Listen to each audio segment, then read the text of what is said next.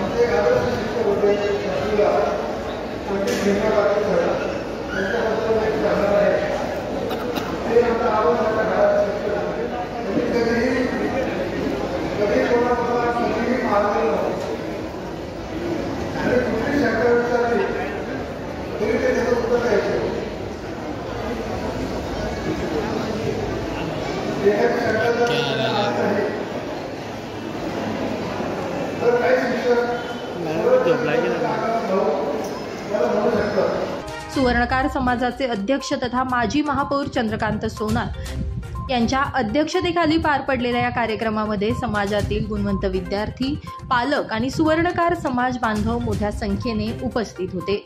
रूपक बिरारी, माझा महाराष्ट्र न्यूज, धुळे।